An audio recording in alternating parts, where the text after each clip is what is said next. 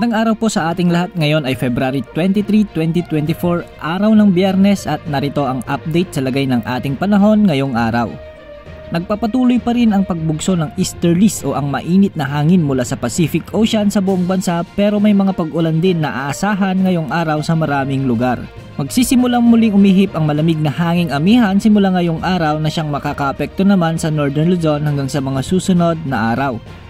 Para sa taya ng ating panahon ngayong araw sa Mindanao, posibleng maghapong uulanin ang bahagi ng Caraga, Davao Region at Sulu Archipelago. Posible namang umabot sa 39 degrees Celsius ang mararamdamang heat index o ang mararamdamang init ng katawan ngayong araw sa may General Santos at 38 degrees Celsius naman sa may Cotabato.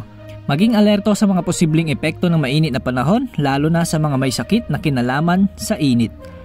Sa Visayas naman ay asahan ng mga kalat-kalat ng pag-ulan sa Cebu, Bohol, Negros Provinces ngayong umaga at posibleng ulanin na rin ang Leyte pagsapit ng gabi.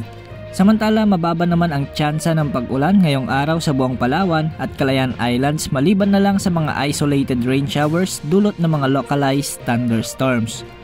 Sa Luzon, asahan din ng mga pag-ulan sa tanghali sa bahagi ng Cagayan Valley, Calabarzon at Bicol Region, gayon din sa Cordillera, Pangasinan at Mindoro.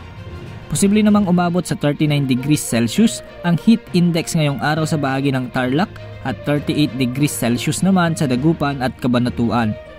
Sa Metro Manila ay wala ring inaasang mga pag-ulan mula umaga hanggang gabi.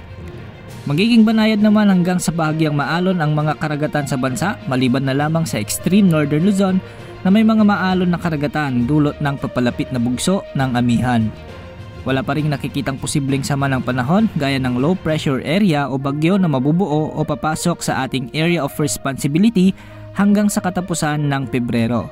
At yan po ang latest sa lagay ng ating panahon. Maging handa sa lahat ng oras dahil minu-minuto ay nagbabago ang panahon. Ito po ang weather update ng bayan, maasahan, anumang panahon.